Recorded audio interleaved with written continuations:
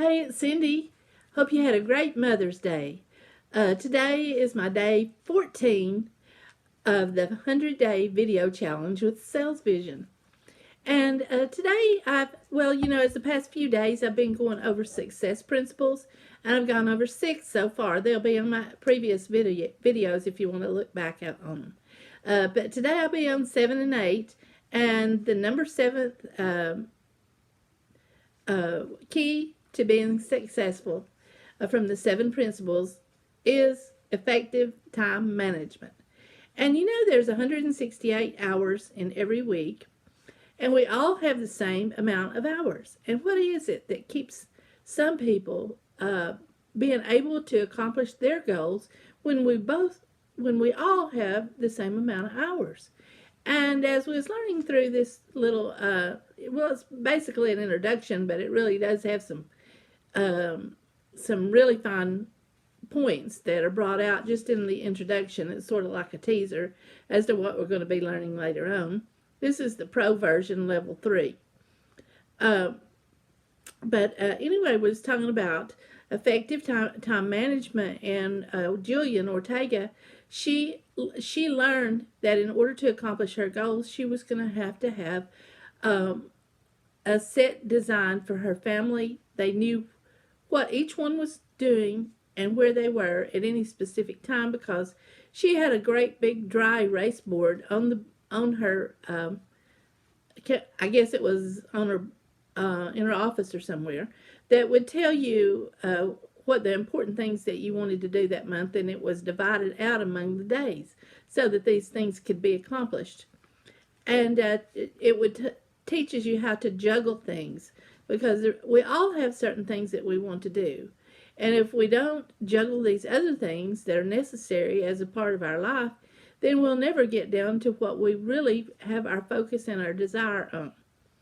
And she said, if you don't take time will take you. Now, I'm 66. I shouldn't tell you that, but, I can't lie out of it. I can lie, yeah, but I'm 66. And so it was like my dad said, he didn't really concentrate on his health all that much, even though he's getting on up there in age, closer to 90. In a few years. That if he'd known he's going to live that long, he would have taken better care of himself. That's what he's always told me.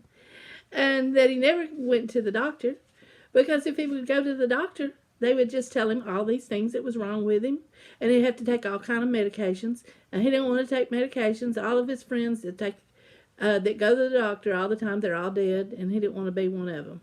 And so he didn't go to the doctor, very much at all. He was a pretty strong man. And so anyway, she's saying if you don't take time, that time's going to take you. And at my age, I know I want to plan for the future. And in order to do that, then I've got to start setting priorities and get my life back on track. Because all I've done, I can't remember. I told myself one time, I was talking about BOSS, which is an acronym for boundaries. Oh, I had that written down. Hold on. See there, I dropped my paper. Boundaries, order, structure equals simplicity. And so sometimes that's why our lives are so complicated, is we don't really have boundaries, letting other people take up our time, or using our time for the wrong goals, somebody else's goals instead of our goals. Order, are we really taking things in order? And structure, is my life really structured? And I'd have to say no to all these, because at one point in my life, this was what happened. I was working as a legal secretary at one time, and I, of course, didn't have any structure in my life. So what happens? I'm late for work, right? I know I'm going to be late, and there's a car accident, right? And so I think, oh wow, I got to hurry up and get to work. Somebody's sitting there, putting down the time that I get in there, and I just don't want to be late. So I just try to, hurry up. And I hit this pole coming into the parking garage. And I sideswiped that. But I went in that very day and told my supervisor I was putting in my resignation because even though I had a son, I thought in my mind, is this what life is about?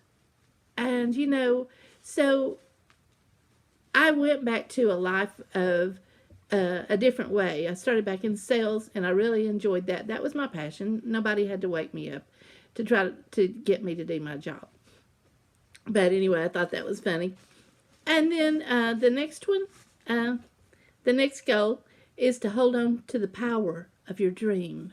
There's a power in your dream, and people will try to steal it. It's not so much the dream that they want to steal, but it's your power.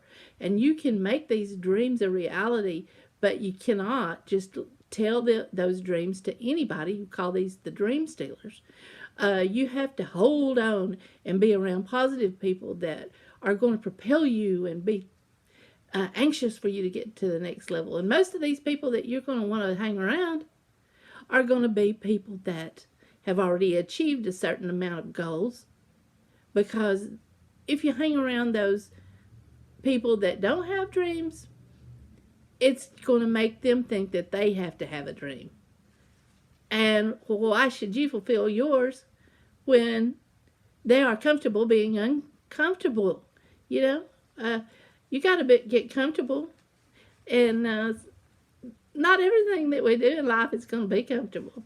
And so we just have to keep on going and let the power of our dream propel us to the next level.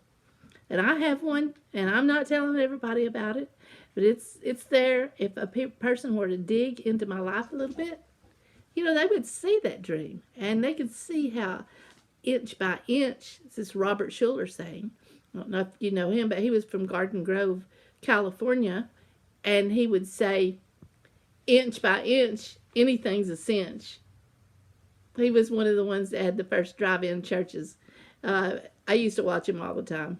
He inspired me, it was just this positive attitude, and by understanding ourselves and these triggers, those are what I told you, they are thoughts and actions that you believed about yourself, which started at the age of 3 and 7, and understanding those triggers, then you can snap yourself out and not waste so much of your time. You won't be so tired all the time. But anyway, that was just a little bit of it, and I'm really thankful. This is my day 14, and I'm thankful to be learning more at my age, and you can teach an old dog new tricks. I'm living proof. I am going to the next level. And I want a lot of my friends that actually want to go to the next level, go with me if you want to. Because you can start off with Salesvision as a free member and, learn, do what I'm doing. I mean, you might not want to, but you have to want something bad enough. Hold on to the power of your dreams. Again, I'd like to wish all my friends that are a mother Happy Mother's Day. And my daughter-in-law, she's the best mother ever to my 2 grandchildren. She's so wonderful. And she treats them just like they're hers. And I really appreciate that. And my own mother, I thank her so much. Happy Mother's Day to you all. And you have a great evening and a great week.